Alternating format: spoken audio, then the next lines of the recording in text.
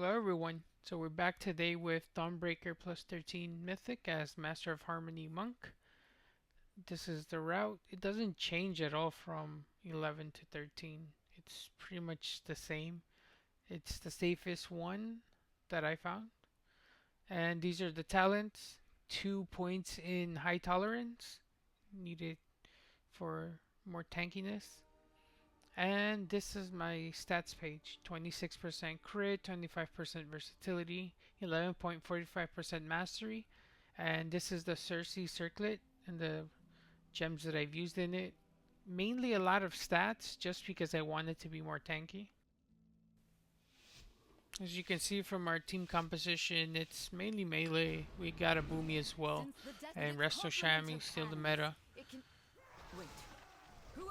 So this team composition actually worked pretty well, mainly because of the DK. As you know, in this mythic, we take a lot of AoE damage from the mini bosses and from the casters. So the DK came in really clutch. Here, somebody got targeted with the Stygian. I think it was the warrior. He was going to spell reflect it, but I got a little bit scared. I thought it was going to hit us, so I moved away. But as you can see, the DPS is pretty crazy. They were each pulling roughly about 4 mil in this AoE pack here.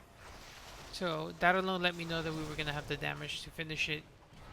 Because like I said, normally in these 13s and 12s, the DPS has to be really good. If the DPS isn't pumping, you're going to have a hard time timing this. And as you'll see at the end, we kind of had a bit of a lucky ending, I guess, or a bit of a rough ending. So here I gather them together and I try to interrupt the Shadow Mage just so I can bring it together with everyone here.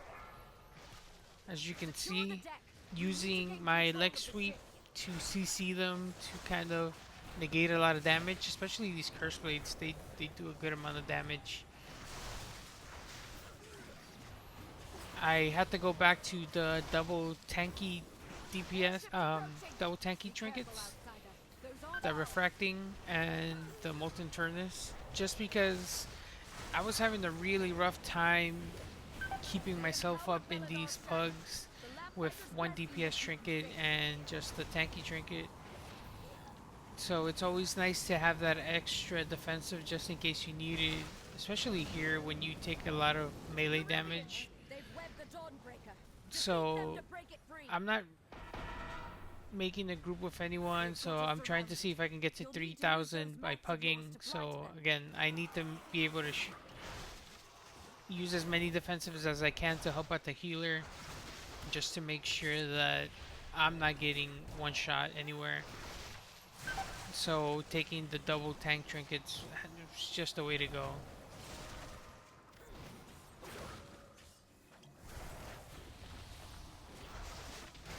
Prior to timing this run, I did a 13 as well, but we failed during the second boss, Anub'ikkaj.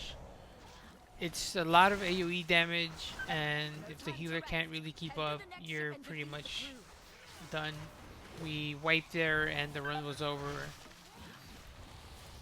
I did have a little bit more damage in that run because I was using DPS gems in my Cersei circlet, but I was also in the red more often than I am now. As you can see, I'm still taking a lot of damage, but with the DPS gems, I was taking way more.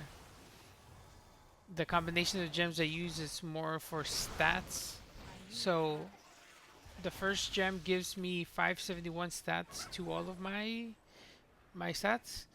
Then I took Fathom Dollars, which gives 1800 mastery, and then it increases the other gems based off of how much mastery I have. And lastly, I took the gem that gives me 2300 on my highest secondary stat, which in this case was versatility. So 571 plus 2300 versatility, I had nearly 3000 versatility just off of that. And then having that kind of scale off of my mastery also was pretty good. I could have used one of the other rings that I have that has better stats, but I figured I should try to get used to this because it could be in the future. It could be the meta as soon as season 2 comes out, and you need to be a little bit more geared. It'll probably help out more. And I've seen videos of like top Brewmaster monks talk about them, and they've started using them. So I figured I'd give it a try. Lately, I've been doing a lot of healing though. I healed 10s just because getting into 12s and 13s as a Brewmaster lately have been a bit hard. Here, we forgot to get the barrel on the other boat, so the Pumi went and got it.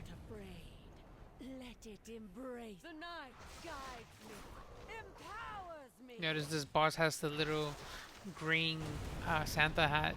It's a kind of a little nice touch. So here, I use my defensives a little bit more, especially diffuse magic, which I normally don't use for some reason. I don't know why. But here I wanted to use my defensives more. So diffuse magic with Celestial Brew was more than enough to get me through that first obsidian beam.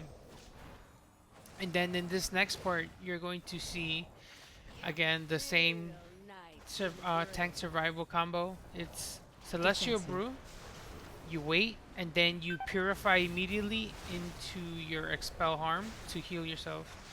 You saw that I beat, that means I was pretty much under 25% health, but I immediately topped myself off.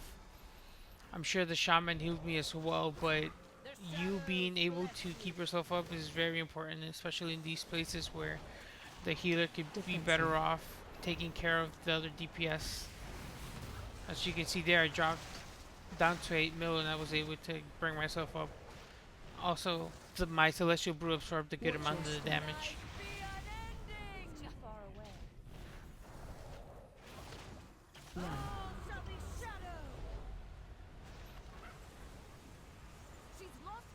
A lot of these fights are pretty straightforward. If you know them in the 11 and the 12, you know them in the 13. There literally not much changes in terms of mechanics, but it's more of the damage that you start to take that really matters. So that's again another reason why I like Master of Harmony for these pugs. It's mainly because I have the reduced cooldown on my Celestial Brew, like there. Brewed into Purify into Expel Harm to heal me. But the extra Celestial Brew makes a lot of difference. At the end you'll see it was my number 2 quote unquote healing done. So it absorbs a lot of damage. There the druid just barely managed to get out. Well, it didn't get out. I tried to pull this boss towards the other side just so that we could have more space, but she didn't move, which is something that's a little bit annoying about this boss. It's like you can't move her, and then you're kind of expecting everyone else to kind of interrupt her so that you can move, and they're not doing it. But once they finally interrupt her and you're able to move, you're okay. So again, Celestial Brew, purified into Expel Harm. There, I dropped to about 800k, I think it was, if I saw that correctly. But that was more than enough to kind of heal me up. Watch your step.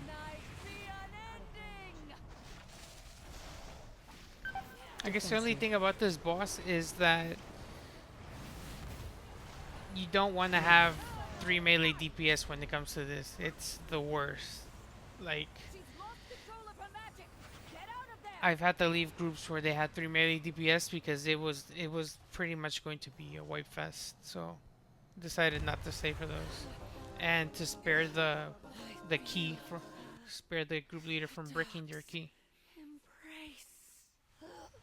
So as a healer, I saw that some people go into the house and pull the packs inside, but I don't like that route because what they do later on is during the last mini boss that's near the town hall, they pull all of those caster packs to make up the percentage, and that's horrible.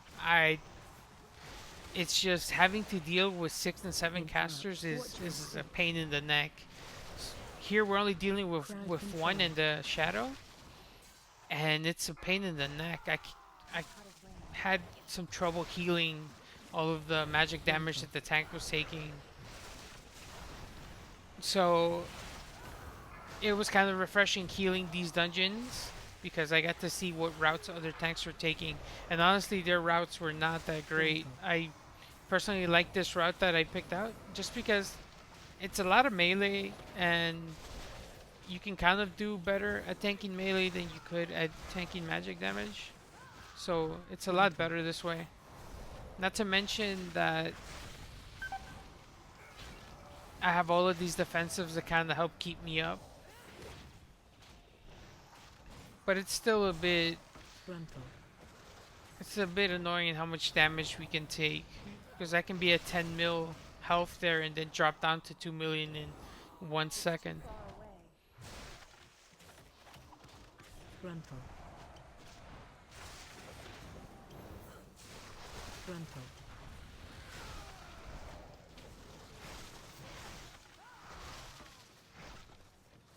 What I used to do there was drop a Black Ox statue on them to bait out that first Umbral Strike, and then I would throw out my explosive keg, but I realized that sometimes it's a hit or miss kind of thing, and they would Umbral Rush one of the DPS or the healers and then kill them. So I decided to stop doing that just not to risk it. Frontal. I've died here in this pool, so I always have to make sure that I use a defensive cooldown. I have to try to make sure that I'm not getting obliterated by all of this melee damage here. But the DPS is doing pretty good. That Unholy DK did really well. Frontal. Watch your step. Now that I'm looking at this, I think the warrior was really not interrupting at all. Frontal. Crowd control. They probably interrupted at the wrong Watch your time. step. But there could have been some crucial moments where they could have interrupted. So again, it's like a lot more dependent on the DPS at this point. Because the faster they're able to kill things, the easier it is for us to keep moving. Here, I'm just waiting for the shadow to die so I can pull the next pack that's down by the little ramp. And this is why you have to pay attention, because as I'm moving, the tactician has 4 seconds on his frontal. He casts the frontal there, you can hear it, and the boomy gets killed because the boomy wasn't paying attention. Watch your step. I feel like a lot of people have a hard time or they just have trouble standing behind the mobs. It's not that hard. You just stand behind the mobs and you can avoid a lot of this cleave and Crowd stuff. control. Watch your step.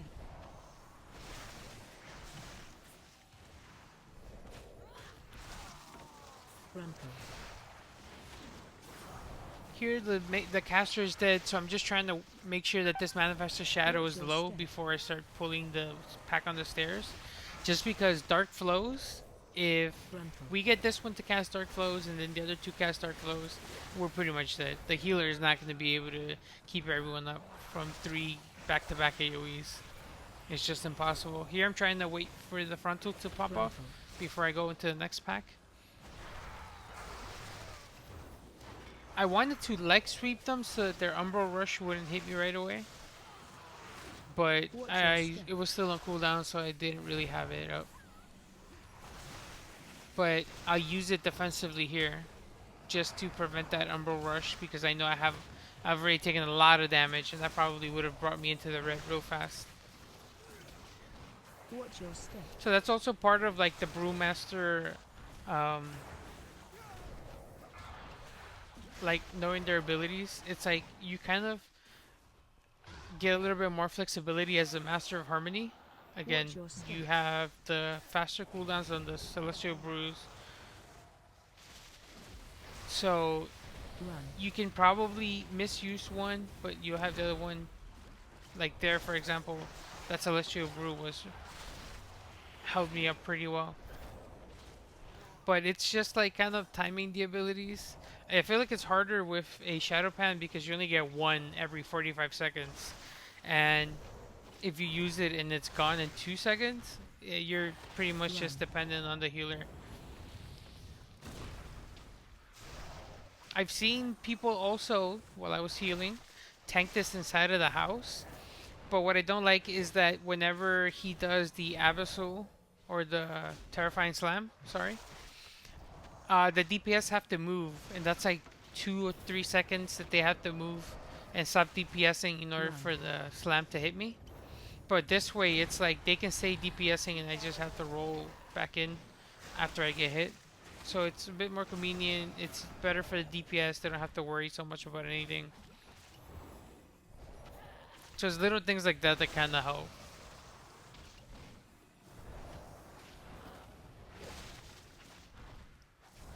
Run.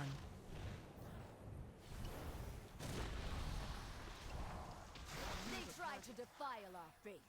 Instead, you have weakened their Just making command. sure that my healer is topped off on mana because I know that this next pull is hard. And if I remember correctly, they lust here. So I'm pinging them to come up to the house so that it gives me time to drop in and for them not to get killed. And also for the healer to kind of get into position a bit better. There I kind of gave my back to them and I almost got hit there. AoE incoming. And this is why the DK was invaluable in this run. And probably should consider bringing a DK for this run. The AMZ really helps a lot with the AoE magic damage.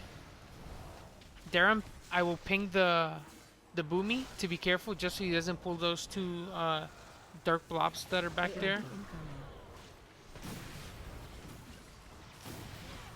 So I'm just trying to keep him in this corner. There's no mobs that I can aggro. Those casters down there are not gonna pull if I get close to the fence here. Frontal. But the dark blobs over there will pull if I get too close to that side, or if anybody gets too close to that side. AoE incoming.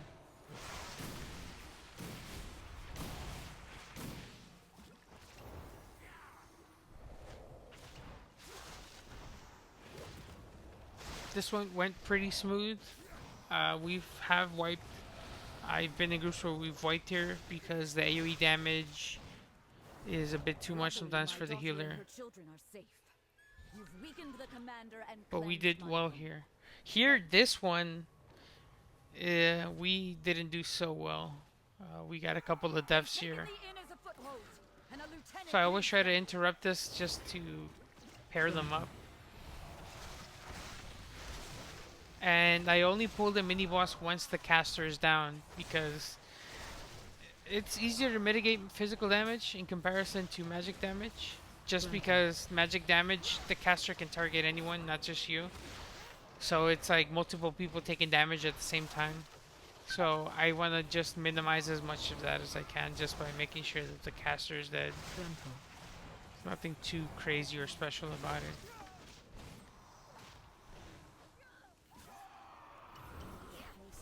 There I target it and I have to move it into position just in the middle. Frontal. Here I messed up. Your survival. I stood in the frontal and I got Watch killed.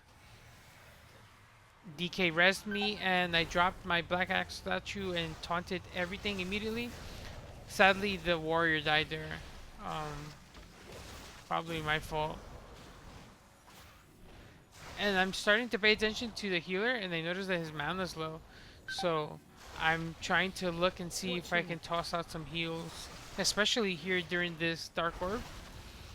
So what I'll do is I'll wait for it to almost hit and then I'll cast my chi burst to do some healing. Sadly there wasn't much we can do for the Boomy. So the Boomy died. Watch your. The healer did pretty good, but I feel like their overall healing was lower than it should have been for this mythic. I think they ended up doing like 760k HPS overall, when normally you would want somebody to do around 900k. It just feels a lot smoother, it feels a lot safer. But I can understand the pains of healing these dungeons. I healed a couple of Dawnbreakers, and yeah, all of the AoE damage you take here is just it's dreadful. So I'm tossing out some heals there to make sure that our teammates don't die anymore. We can't afford any more deaths. We're 10 minutes, 11 minutes away from the end. We can time it. By the time we got here, I knew immediately that we could time it. We just needed to get on the boat before 27 minutes because 5 minutes is normally enough time to kill Rasha'nan. So I was waiting for them to get ready and then we just pull. I did a 10. I was helping out some guildies and they did a 10. And they were a little bit upset at me because I wasn't tanking it by the pole, the light pole. But what I noticed that I don't like about tanking it in the light pole is that I have to move the boss a lot more. This, he stays in the middle the entire time. I don't have to position him too much. I can just... Here again, the DK's AMZ. Wonderful, wonderful. But like I was saying, here I can just maneuver a little bit easier, collect all of these shadows, drop in my Black Axe statue for AoE taunting. Interrupt 1. Run.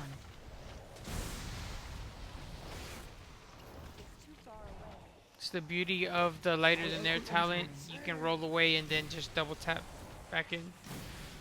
So for the first AoE, for the first Shadow Decay, the DK used his AMZ, and now here the Shaman used their Spirit Link. So we had enough defensives to deal with it. This is normally the boss where a lot of pugs will probably fail just because the AoE damage is too much for the healers, especially if the DPS aren't using their defensives. So it's a bit rough. I failed this in the 13 about 5 times, I think it was, and 3 of those times were here in Anub'ikkaj.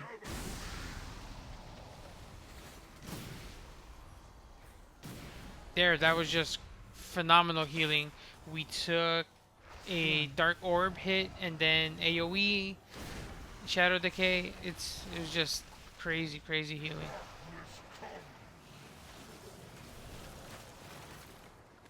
And that's pretty much all it is. Just roll away when you get the terrifying slam, and then just double jump back in. I did help with some healing whenever I could. I spammed it on whoever I could, or I would help out. Just because I know that this can be very hard to heal. There, I was healing the Boomy.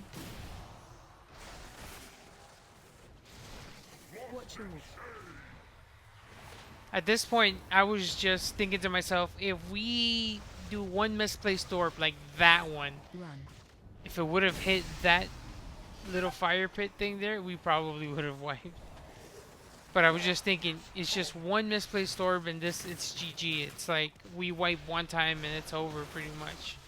And at this point, I was kind of just losing hope on doing this as a 13. But mind you that this is one of the easier 13 mythics that you can do. In comparison to Necrotic Wake, Stone Bolt, and Grimbatol, this is one of the easier ones. You've saved Merodar, champion. We'll drive Here, I'm just waiting for the healer to drink up more, just in case we chain the Architect into Rasha'nan without a break. But we do take a break. Spread.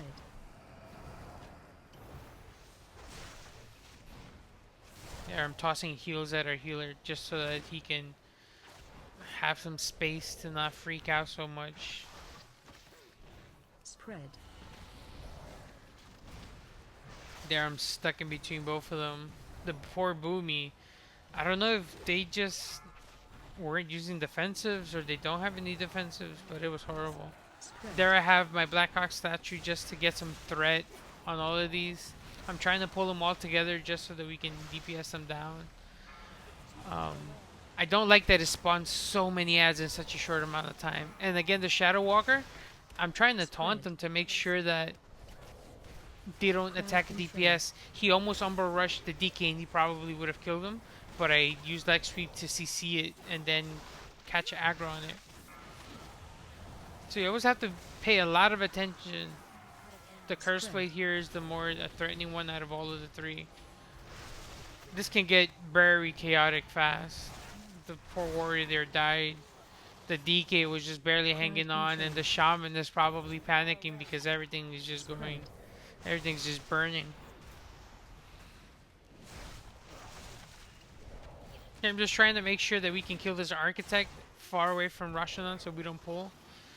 It gives our shaman some time to kind of drink and top everyone off, and we can start the fight without any pressure. By the light of the flame, what is that fresh horror? I am perfection. By this point, we have 5 minutes left until the end of the dungeon, and I'm pretty confident that we can do it. If we don't have any more deaths, we're going to time this. This isn't a pretty long fight. I feel like the most I've ever taken on this fight was like 4 minutes and 20 seconds. So I was confident that we were going to get it timed. We just needed to be on the ship and on Rasha'nan before 27 minutes just to time it. And here I'm DPSing, but my main focus is also healing, just because I want to make sure that no one dies. If anyone dies, it's GG pretty much. So I'm just keeping an eye on everyone while I'm DPSing as little or as much as I can. My DPS is pretty trashy in this boss. There I'm just throwing some heals on the Boomy. That was pretty much my focus healing target, and the people who got the poison wave too.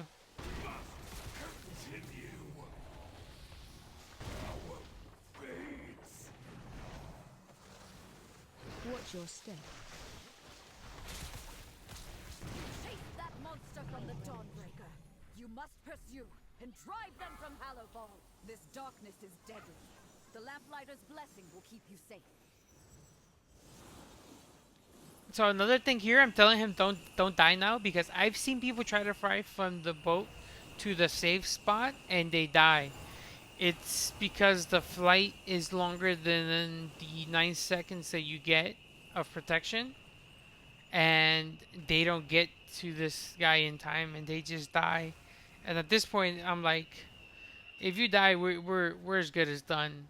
We're going to have roughly 2 minutes and 55 seconds to kill Rasha'nan.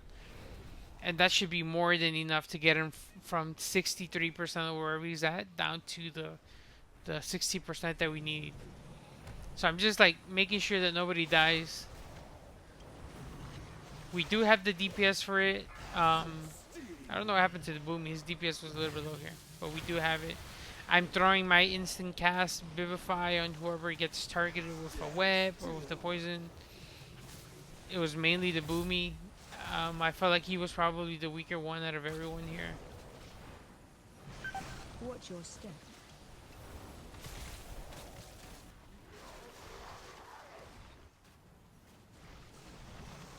AOE incoming. Diffuse magic to help with that, so I can at least toss out a heal. But the Spirit Link and the AMZ, that was probably a mistake there.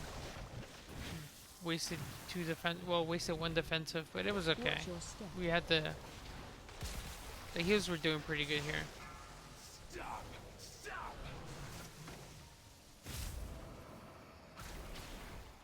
You can tell that the healer is focusing a lot on healing and not DPSing, because he's at 124k DPS.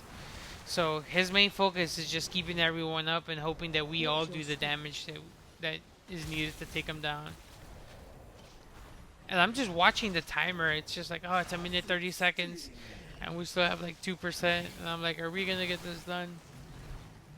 Luckily, we do. You know, we do get it down. And again, I'm keeping an eye on everybody who gets the webs or the poison, just to throw out some Vivifies. Like, I don't care stopping for 4 or 5 seconds to heal, just so that nobody dies.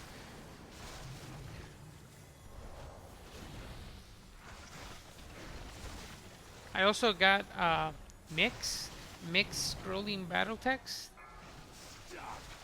just to show me the heals that I'm pulling out, and sometimes it's Watch nice your to step. see like if I proc anything. Taste venom.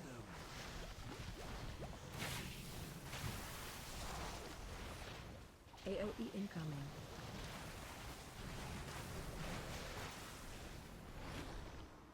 Here it's like Watch 30 your seconds and we still have that 1% to go. Like, are we gonna get it? I'm pretty sure everyone else was panicking too. Stay still. But I was also pretty confident that we had the DPS for it. Like, the Boomy's DPS started to equal out. And we did it. We got it with 18 seconds left. I only got 13 points, but I'm up over 2,900 now. I probably need about 4 or 5 more dungeons before I can reach the 3,000 threshold. But yeah, that's Dawnbreaker 13. Pretty straightforward. It's just a little bit more damage on the You've done tank, it, and we champion. need more You've DPS. broken the unholy alliance I got between the Order of the Night Warbound and version of Ascendant. that. Probably going to send that to my hunter. And that's it. The DK and the warrior doing pretty good damage. The Boomy wasn't far behind. And me, my damage is probably a little bit low, but I'll work on this, I guess. The healing, Shaman did great. So, see you in the next one. Hopefully, it's another 13. Take care.